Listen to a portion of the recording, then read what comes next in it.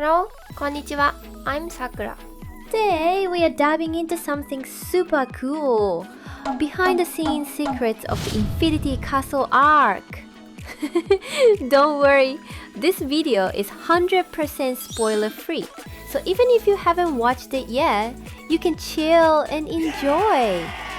So I actually grabbed the official pamphlet at the theater, and guess what? It was packed with juicy details about how they created the Infinity Castle. Like, how do you even build such a mind-bending otherworldly stage for Demon Slayer? That's exactly what I'm gonna share with you today. We are talking about the techniques, the inspirations, and all the insane effort that went into bringing the Infinity Castle to life.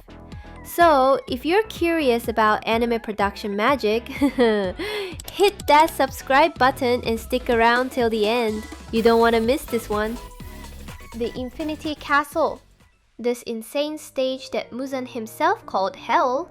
Yeah, turns out it was literal hell not just for the Demon Slayer corpse but also for the animation studio Ufotable.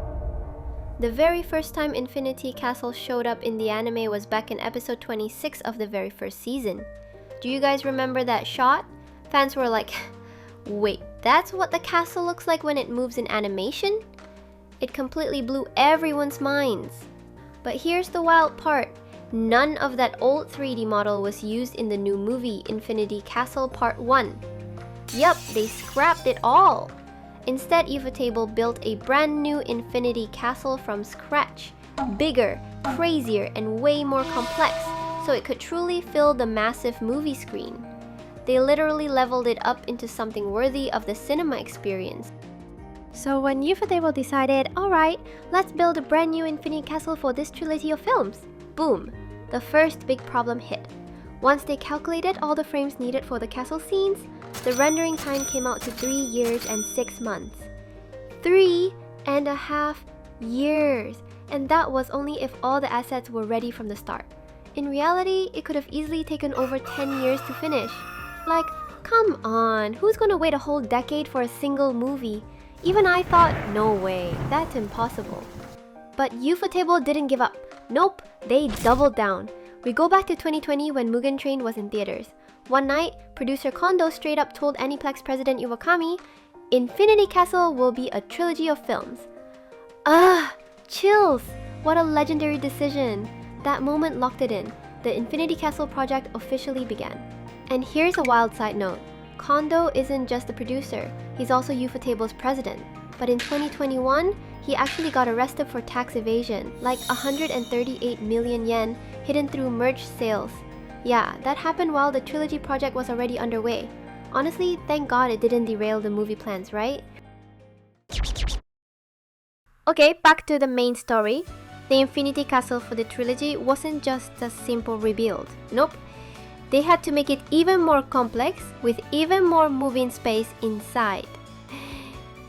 The old model from season 1, completely scrapped, gone. Instead, they rebuilt the castle to match the Swordsmith Village Arc.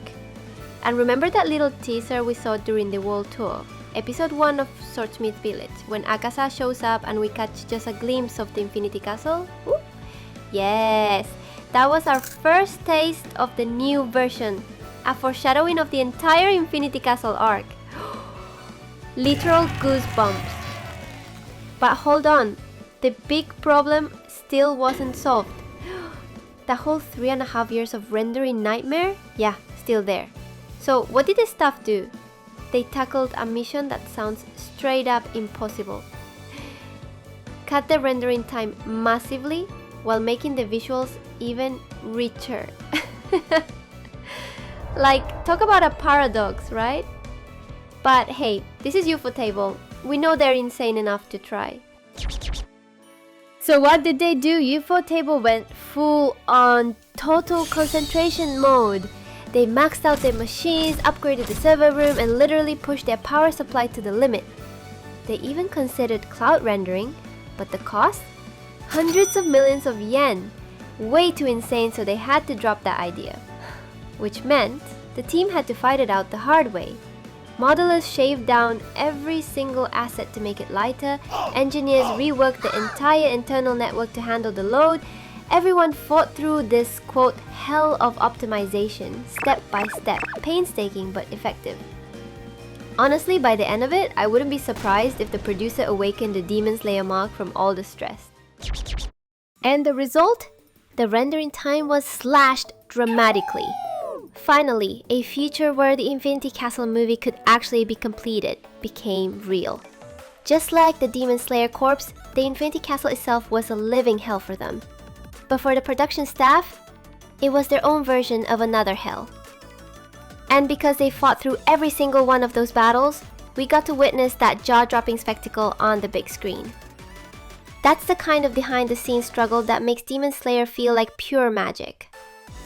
And that's it, guys, the behind-the-scenes story of how the Infinity Castle was brought to life.